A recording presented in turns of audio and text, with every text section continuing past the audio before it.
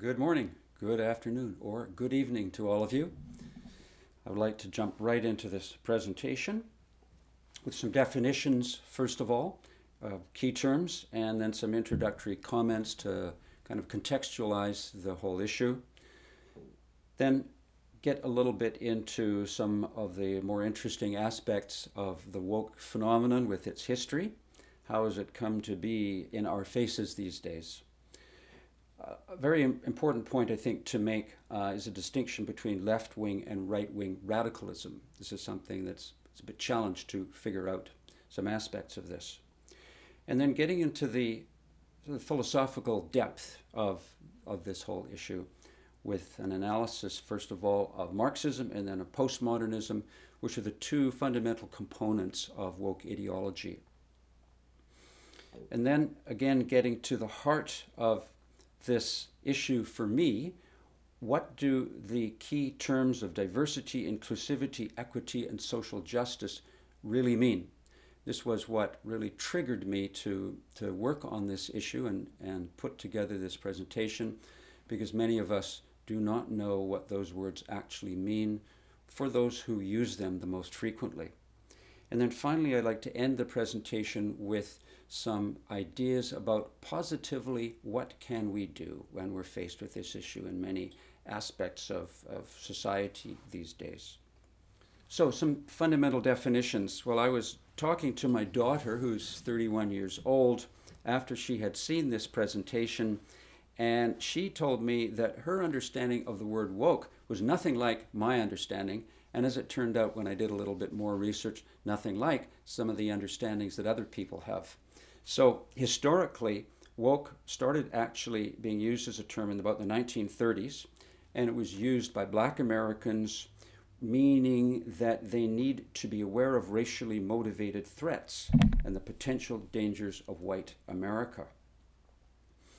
In the early 2000s, it had the specific sense of being alert to social and or racial discrimination and injustice.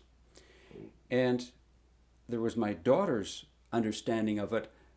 She and her friends have the phrase "stay woke," so that refers to being spiritually enlightened. And when I said that to her, she brightened right up. She got enlightened right away. So I knew that was a different understanding than the one that I was operating on. More recently, Black Lives Matter activists started using the word "stay woke" to urge awareness of police abuses, as we know has been happening in the last year in particular.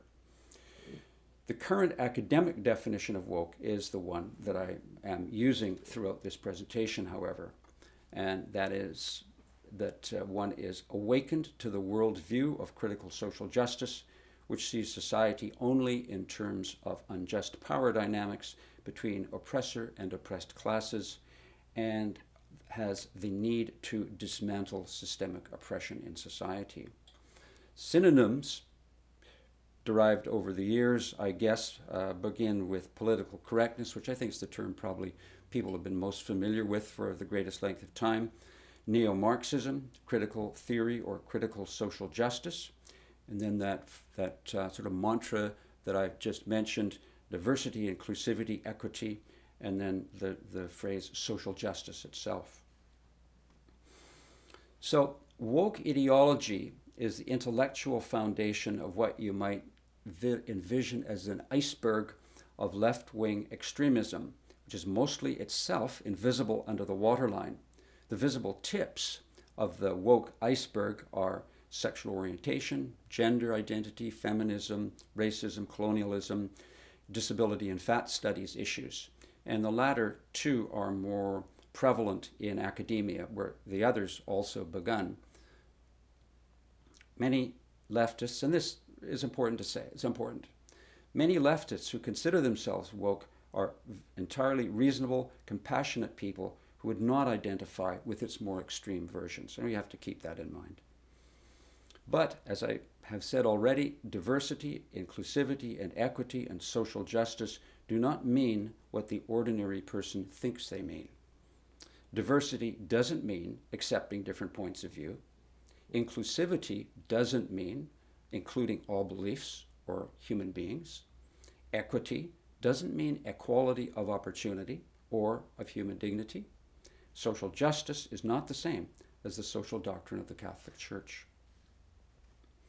Christians in particular, since we are taught to care for the less fortunate, can be manipulated into supporting woke initiatives unless we understand that woke vocabulary doesn't mean for social justice warriors what it means for us. So, what does it mean? Woke ideologies in general don't come out of thin air. They emerge to a significant degree from the psyches of the ideologues. So it's helpful, even though perhaps traumatizing, which I actually found it, to understand the state of mind of the key progenitors of woke. For the past century, this radical left-wing ideology has been quietly marching through the institutions, which is a communist term, of the Western world, transforming academia and moving into elementary and secondary education, which is my background, so it's a big reason why this is particularly an issue that's of concern to me. Moving into the media, law, fine arts, governments, corporations, and anywhere else that makes up our society. The ultimate goal of this ideology is to bring down Western civilization by destabilizing its foundations, the Judeo-Christian faith and morality, as well as the institution of family and marriage. One of the founders of woke ideology was an Italian Communist Party member. He started the Communist Party in Italy, actually, Antonio Gramsci. And one point that he made was that socialism is precisely the religion which must overwhelm Christianity. Kate Millett is a radical feminist who is also extremely influential, and I wanted to read a little bit of her biography to give us an idea of where the ideas that she came up with originate within her own heart and mind, as you might say. And this is a passage from her sister's autobiographical article that she wrote. Her sister Mallory said that Kate was the most disturbed, megalomaniacal, evil, and dishonest person I have ever known. She tried to kill me so many times that it's now an enormous blur of traumatizing horrors. She was a sadist, a torturer, a deeply ingrained bully who took immense pleasure in hurting others. She was incorrigible and ruthless. I spent my childhood with heart hammering as I tiptoed through the house so as not to be noticed by the dreadful Kate. I would venture that her mental instability created her affinity for the atheism of Marxism. And interestingly enough, a number of years later, Time magazine called her the Karl Marx of the women's movement, and I guess some people thought that was a compliment, but I'm going to read a little bit more about Marx's background, and I think you might disagree that it was a compliment. So in one of her consciousness-raising sessions amongst her radical feminists, Kate led a sort of a verse and response rallying cry in their meetings. And this is how part of it went. Why are we here today? To make revolution. How? By destroying the family, by destroying monogamy, by promoting promiscuity, eroticism, prostitution, and homosexuality. About 30 years ago, proceeding in time, evidence of the success of this destabilization, mostly invisible to the general public, started surfacing. So, for instance, a movie starring Tom Hanks was one of Hollywood's sort of initial contributions to the sexual revolution and started to normalize homosexuality. 2015, more recently, Bruce Jenner, the great Olympic athlete, had a cover story on Vanity Fair magazine featuring him as a voluptuous young woman, or middle-aged woman, I suppose, popularizing transgenderism. And then last year, as everyone knows, I'm sure, the death of George Floyd thrust critical race theory into the public consciousness. Closer to home, well, home for me being Vancouver, Barry Neufeld was charged for opposing SOGI 123 program, which is a program administered by the provincial educational system and called Soji 123. For instance, a parent of a son in a public school came home one day and told his mom that their teacher had said some sort of funny things in class that day. And apparently she had asked the boys if sometimes if they had sisters, they played together. And some of the boys said, well, yeah, I play with my sister. And the teacher said, okay, well, you should identify as a girl because boys don't play with girls. And she asked any of the girls in the class if sometimes they got outside and they climbed trees and got a little bit dirty when they were playing. Some of the girls said yes, of course. So the teacher told them, well, their identity is of a boy then, because girls don't do those types of things. A very well-known statue in downtown Vancouver by one of the early settlers was vandalized because he married a very young native woman. Don Cherry, the famous hockey announcer, everybody in Canada knows probably, was cancelled because he was critical of new immigrants in Canada who didn't wear their poppies on Remembrance Day. And he had been for many, many years a big supporter of our veterans. So for him, that was, that really annoyed him, and he made a public comment about that. The UBC Dean of Education threatened Christian education students. 3 years ago, I had a friend who was in that class at the University of British Columbia, and they were all told by the dean that they should be very careful to impose their Christian beliefs on and be judgmental in the program that they were about to undertake, because they were going to get 9 hours of relative indoctrination about LGBT issues, and they were to remember that they were very fortunate to get admitted to the education program, and that there were other students who wouldn't put their religious biases first, just to keep that in mind. There's a gentleman transitioned who was harassing a lot of women who did Brazilian waxes for women, and they were not trained to do them for somebody who, although he called himself a woman, was still biologically a man, and he was trying to take them to the Human Rights Tribunal because he thought that they were harassing him. Another issue was the gentleman whose face you see in the little picture there. He's a dad whose daughter transitioned, and in a media interview, he used the female pronouns for her, and he was subsequently, about 2 weeks ago, put into jail for 4 to 6 months. I can't remember exactly how long. So the point that I mentioned earlier about a distinction between right-wing and left-wing activism is an interesting one to think about. One of the reasons why this march through the institutions has been so successful is that unlike right-wing extremism, it's very difficult to pinpoint where left-wing ideas go too far. After all, leftism is characterized by ideas such as freedom, equality, rights, progress, which all of us are willing to support. Jordan Peterson had an interesting comment on this. He said, we know the left can go too far. The Soviets taught us that. The Maoists and the Khmer Rouge taught us that. But we just don't know when and where that going too far begins. But he is willing to say that it's the equity doctrine, that we've gone too far if we really enforce that. So getting into the deep stuff, the philosophy here. Woke ideology developed from two major leftist ideologies. The first being Karl Marx. So he was another person whose psychological state was very influential in this ideology that he developed. So from some of his biographers, Marx was an embittered and failed academic. He was an intellectual snob, violently anti-Semitic, extremely quarrelsome and verbally violent, sometimes physically so. A major theme in all his writing was the destruction of the world. He was intensely pessimistic about the human condition, fascinated by corruption, violence, suicide pacts, and pacts with the devil. He liked the quote from Goethe's play The Faust, "Everything that exists deserves to perish." and he had a habit of saying, "I will annihilate you."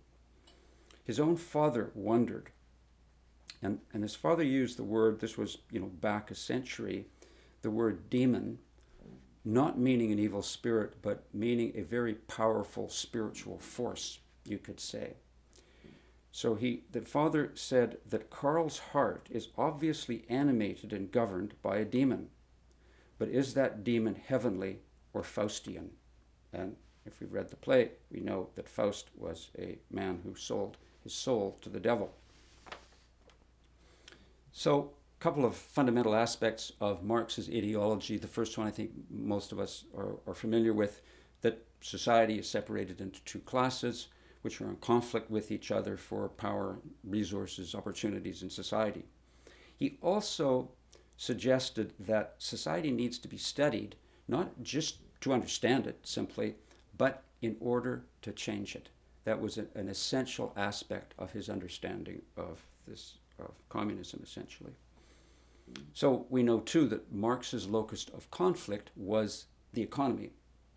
If the workers of the world, the proletariat, could unite, they could seize the means of economic production from the bourgeoisie and bring about utopia.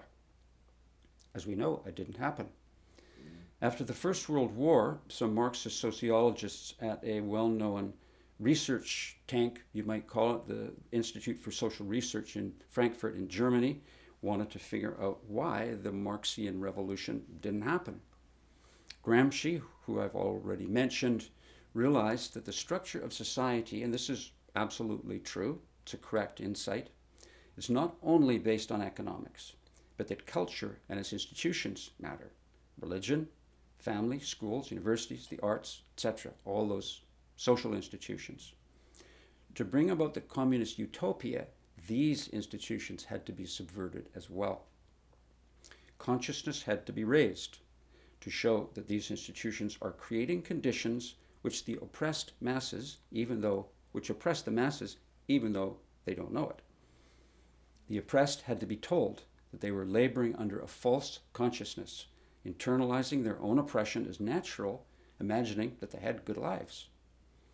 Max Horkheimer was another one of the Frankfurt School sociologists, and when he was analyzing Marx's theories, he decided that there were two main different ways of thinking about society. One he called the traditional way, and the other was the critical way. And so this is where the kind of approach called critical theory was born.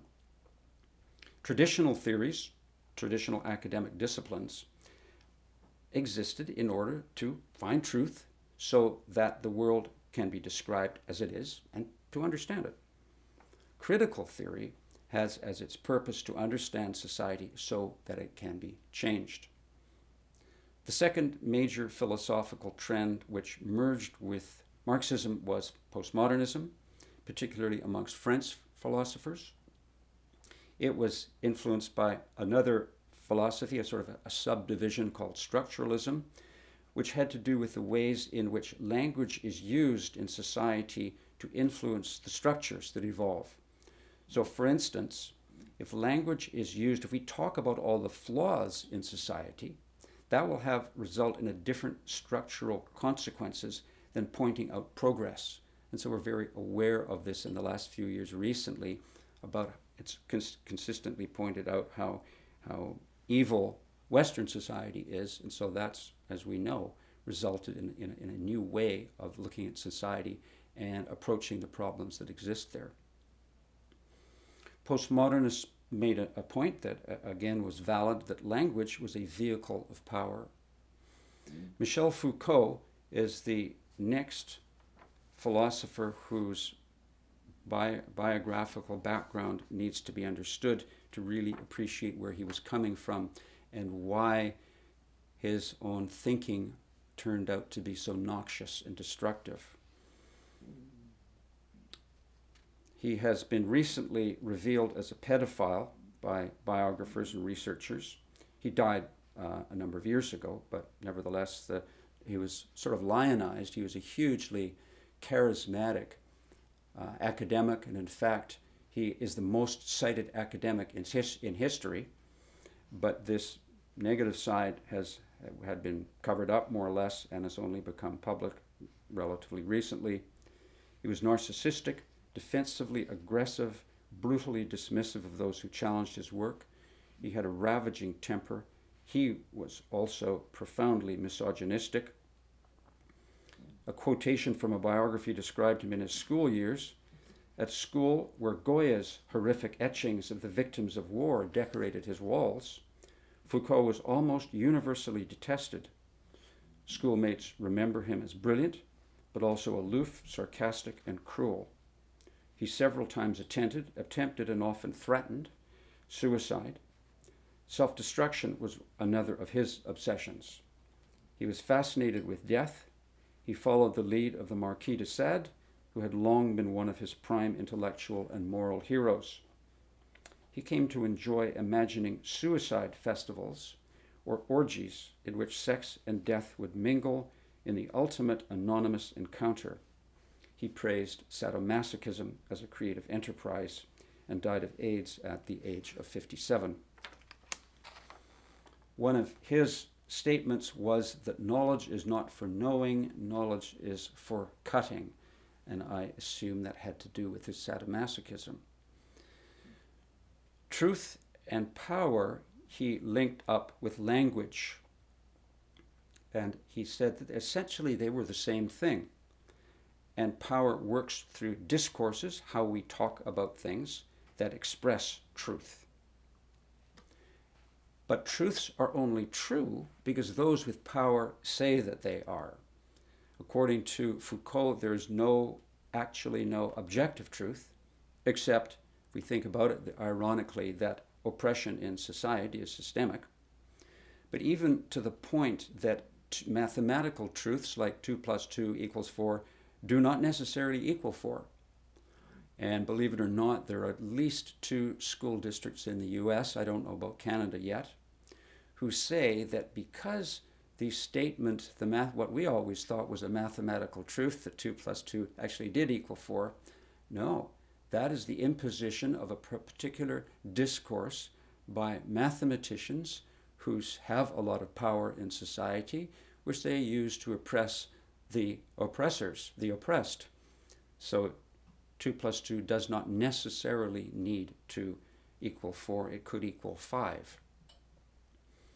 Appealing to fact or reason is pointless in a conversation with anybody who believes this, because those are simply considered also to be applications of power by the oppressors that people don't recognize and have fooled themselves into thinking are objective. Truth and knowledge are simply cultural constructions. By the way, phrases or words in parentheses are woke terms, so you can sound cool if you use them too. Truth and knowledge are simply the products of a social system, so this is where the systemic comes in, and the power contained within that social system. In the 1980s, woke itself was born, and it was the conjunction of critical theory from Marxism that society consists only of 2 classes, the oppressed and the oppressors, and it was joined with postmodernism, the big concept that truth is based on power. What they advanced to was the idea that the oppressed-oppressor categories are no longer determined by economic class, but by identity category. So that's where all these things that are the most prominent in society today are the ones we hear about. So categories like sexual orientation, gender, race, disability, etc., as I mentioned. So identity politics became ascendant.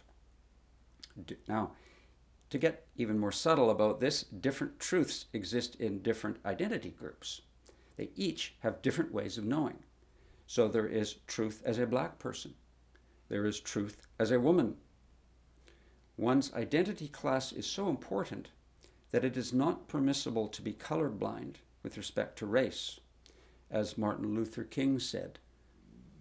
And I remember reading about one gentleman who on social media talked about all lives mattering, not just black lives, which of course black lives do matter, but because he ventured the opinion that all lives matter, he was fired from his job.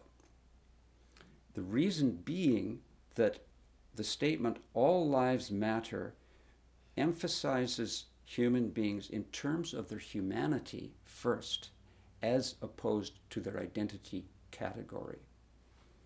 And that's the way that the woke perception works.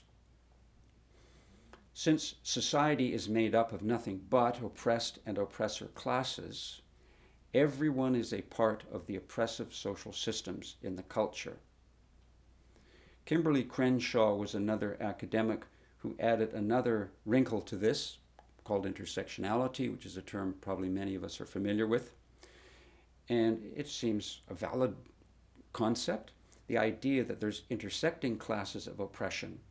For example, we're not just oppressed if we're black or female or gay or trans. We're, for instance, doubly oppressed if we are a black lesbian. But if we're a white lesbian, we are partly an oppressor as well as being partly oppressed. So it's interesting how it causes a lot of complexity within that community of people who believe this. And as the saying goes, they start to eat their own. The black lesbians get after the white lesbians because they're not sufficiently woke. Robin DiAngelo is a well-known name. She's a major anti-bias trainer. She wrote a book called White Fragility, which was a bestseller, and the definition of that is essentially the tendency of white people to deny systemic racism. So that is only a result of the idea that we're weak. We're not strong enough to acknowledge, yes, today we are responsible for racism that occurred a number of centuries ago. And she expressed the following opinion, which is a very interesting one and requires a little bit of thought. She said that Jackie Robinson, the first black man whites allowed to play in Major League Baseball. So if you're an older gentleman or gentlewoman and you remember baseball back in the day, you'll remember the name Jackie Robinson. And Robin DiAngelo's point here is that he was permitted to play big league baseball in the U.S. not on the basis of his enormous talent, not on the basis of his courage, not on the basis of his perseverance in standing up against the genuine discrimination against him as a black man, but simply because he was allowed by the whites to play. In other words, it eliminated her point of view eliminates what people also called agency, the power, the individuality that we all have to struggle and overcome obstacles. No, it was because the oppressors who placed the obstacles in his way eased up a little bit that led him into the baseball league, nothing to do with him as an individual. Another one of her points is the idea that objectivity is something that we should consider neither possible nor desirable in understanding these issues. Instead, the subjective experience of lived reality is crucial. That is the only truth. So, in summary, a few points of going over what I've just been talking about. The job of the critical theorist is to make systemic oppression visible and to agitate for social activism to tear it apart. And this is an ethical imperative. All cultural methods of producing knowledge and truth and discourses are equal, except the one produced by the oppressors, of course, straight, white, cisgendered, and rational men. So you should not believe a word of what I'm saying. Even if we were then to scrub all of the racist and sexist and homophobic and transphobic acts, beliefs, words, etc. in society, the system itself, being built with these biases, would remain racist, sexist, etc. And racism would still be occurring without a single racist act or word. Another key point, objective truth doesn't matter. The impact of words or actions is all that matters in the impression of those who are hearing those words or seeing those actions, not the intent of the person who's speaking or acting. Critical theorists oversensitize people to language so that oppressors can be silenced even when no one has been offended. And an example of that, I heard the other day, realtors talk about master bedrooms in houses, the big bedroom that would be for the mom and the dad, and that is no longer permitted because master conjures up the slavery era and is a racist word in itself, even though realtors, I'm very sure, do not mean it in that sense. These woke rules create a system where everybody's afraid to speak all the time because they never know the wrong thing is going to get them fired or pilloried on social media. So here's a scenario for you. Say you're an employee in a store and a black person and a white person simultaneously walk into the store. So you've got to decide, okay, which one are you going to serve first? Obviously, if you serve the white person, you're a racist. However, in the woke perception, if you serve the black person first, you're still racist because that means you wouldn't trust them not to do some shoplifting if you serve the white person first. So getting down to the key issue, what do diversity, inclusivity, equity, and social justice mean for the woke person? Diversity means whatever agrees with critical theory. Otherwise, you have false consciousness and you have internalized the racist, patriarchal, heteronormative system. Celebrating differences in ethnicity, gender, race, sexual orientation, but not diversity of ideas, political viewpoints, or religious beliefs. Inclusivity. You're only included if you are a minoritized individual. This requires more than just being sensitive to types of discrimination and behavior. It requires a couple of things about speech. Some words must be entirely restricted. You cannot use the word beginning with N, which somebody said I shouldn't spell out all the way because somebody could get a hold of this presentation and take me to the Human Rights Tribunal. But even in a discussion about the history of language and pointing out this was a word which was freely used back in the day and now we don't use it anymore for understandable reasons, even then that could get you into problems. Or speech-wise, certain terms are required and you could be subject to legal action if, for instance, you did not use the right transgender pronouns. Equity, the bottom line as far as some people are concerned here, meaning equality of outcome independent of merit or ability. And perhaps you can see it in the cartoon, the boy or girl in the orange shirt on the right side is standing in a hole. So what equity can do is level the playing field, ignoring ability or lack of ability, and sometimes ending up so that nobody gets to look over the fence and see the baseball game going on.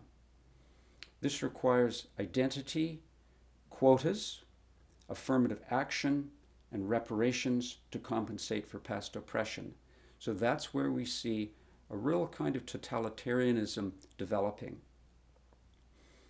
And the term social justice is really kind of a Trojan horse umbrella that hides under a very reasonable sounding name all the synonyms that we've been talking about: political correctness, diversity, inclusivity, equity, and social justice. Diversity, inclusivity, equity, social justice installs a totalitarian system of thought which requires hiring critical theorists to micromanage every single human interaction. It's a world which requires being controlled by unelected administrators who install policies at universities, corporations, government bodies, etc., all social institutions, into which the vast majority of the population have no input. Well-intentioned diversity, inclusivity, equity programs almost always backfire. That's the sad thing about it. It's well-intentioned by many people, but they just do not work. Equity undermines trust in institutions when unqualified people are hired to meet quotas. Diversity training increases anxiety and activates bias. The research on that is interesting. It shows that it can be helpful in the short term. We can be made aware, our consciousness can be raised, and we realize, oh, we use such and such a term, and it really is derogatory. It's not what we really mean when we use it. We're not being critical of people from another race or ethnic group. And, we're grateful that we've been brought to an awareness of this, and we just stop using the word that way. However, it also does something really problematic. I remember this for myself. When the Black Lives Matter were so much in the media, I went to J.J. Bean for a coffee and met there a former student of mine who's a black young woman. And it was eerie because I was hypersensitive to her color and she was hypersensitive to mine. And we had got along very well. We went to the same parish and we chatted a little bit every time we went for coffee. But that day, it was a very uncomfortable interaction. So there is a problem with assuming that you are racist even when you're not. And what it does is it focuses us on superficial, relatively superficial, immutable categories like our color, rather than focusing on us on our shared humanity and encouraging us to relate to each other as persons. And some days we might be an obnoxious person, other days a wonderful person. Another interesting backfire of quotas is with respect to Asian applicants to Harvard. As you probably know, they get really high marks very often because they really, really work hard. This is a sort of a reverse problem because typically the quota issue is that there are not enough people hired to meet the quota being determined by the percentage of that minority group in society. So usually more people have to be hired to bring the number up to the number in society, whereas in Harvard there are too many people for the quota for Asians. There's X number of Americans who are Asians, and too many more than that were meeting the standards of the university, so they had to be denied. And in fact, they took Harvard to court and they lost, but that was a kind of a bizarre example of why equity doesn't work. A common problem for many, many people is trans women's athletes. And what the difficulty about that is it disallows many female athletes from competing in their programs, or at least excelling in them, which is totally unfair, totally not reflective of equity. A survey by a gay pride organization, actually, this is not made up by some redneck conservative, actually diminishes support for LGBT people. And being woke leads to negative outcomes for critical theorists themselves. Surveys report that they're exhausted by constantly seeking out microaggressions, which makes sense. They're tormented by their own partial oppressor status. For instance, if they're like Robin DiAngelo, they are white, even though they're woke and a woman, and therefore they're carrying the burden of knowing, believing that they are an oppressor, regardless of all of their best intentions. And they're constantly angry. So woke ideology must collapse upon itself. I think this is clear at some point, because it doesn't take into account basic reality of human fallen nature. Racism, sexism, etc. have existed in every society in human history. They exist in societies today. They will continue to exist in societies in the future. That utopian society that was envisioned by the wokesters cannot come into existence. Lack of genuine diversity, inclusivity, and equality and social justice certainly exists, and it does need to be addressed. It needs to be taken very seriously. But one big problem for Catholics in particular, as well, I'm sure, as other Christians and secular liberals whose ideas about social justice would be similar in many respects, is that we're unwittingly lured into reinforcing diversity, inclusivity, equity, and social justice ideology. For instance, one jumped out for me, since I was a teacher, I noticed this, Black T-shirt Day in schools. And it may well be that the teachers were talking about Martin Luther King's advice to be colorblind, but probably they weren't, and that's not necessarily their fault. They just hadn't attended this presentation. What can I say? But Black T-shirt Day sounds like it would be a secular version of Catholic social doctrine that could be supported by that Catholic school. Right, so I'd like to talk a little bit as we finish about a positive response to woke. We don't want to get drawn into that polarized hostility that is so troubling. We want to resist what is not right, not good for society, not good for us as individuals. We want to do that in a positive way.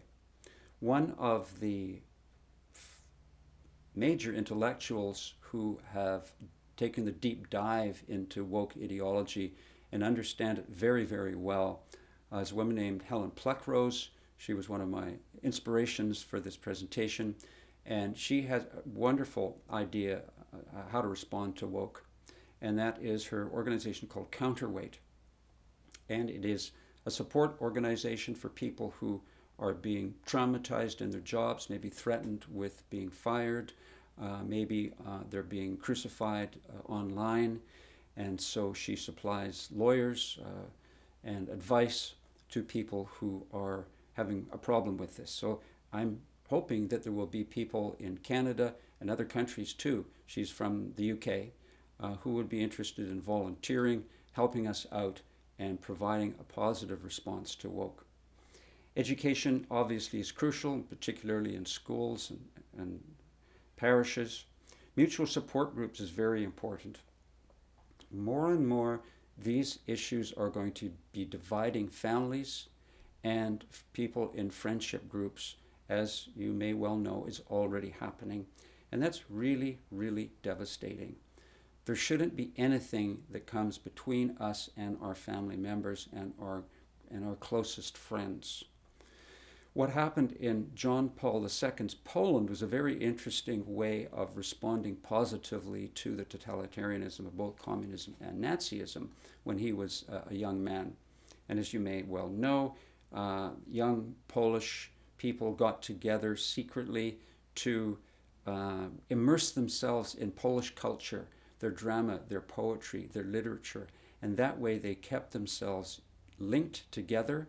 They developed an even deeper appreciation for their culture, and they were more and more able to stand up against the lies that they were being required to accept and even speak in their country during those horrible times. So what we have to do ourselves is strengthen our culture, wherever we happen to live, whatever our culture happens to be, in our homes, and thinking of Catholic culture, to tell our kids, for instance, and some of us don't have that strong enough of a Catholic culture in our homes, even if we're very committed Catholics. For myself, I'm a convert, so I did not grow up with Catholic culture. I've had to kind of take it on and assimilate it as a Catholic these days. But one of the things we can do is, for instance, when our children are younger, make very clear to them that being a Catholic is a demanding job. You need to be strong to be a Catholic. You need to know that some people don't like Catholics very much, but you need to know that you have to stand up and not be embarrassed about what you believe. You need to tell all your friends that just because you're a Catholic, you get to celebrate 2 birthdays every year, your birthday and your patron saint's birthday. It's great to be a Catholic because you have double the number of cakes and presents every year for everyone in your family getting together. There's so many things like appreciation, understanding of the lives of the saints, of Catholic things like pilgrimages, Catholic music, architecture, history, literature. There's so many beautiful things that constitute Catholic culture, and so we need to deepen our appreciation and understanding of that. Social justice warriors do their thing. We need people to volunteer to be prayer warriors. And we need to take back the institutions through friendships. So the communists said, okay, you gotta take this long march through the institutions and very subtly convince people that they are being oppressed even though they don't think so. So we need to go through the institutions and by building friendships, help people to understand that rationally there is a better way. And I think it really does need to be on the basis of friendships, because we can't overturn the power of all these social institutions that are already so essentially propagandized. So one last point that I would like to make, a very important one: please stay awake from woke.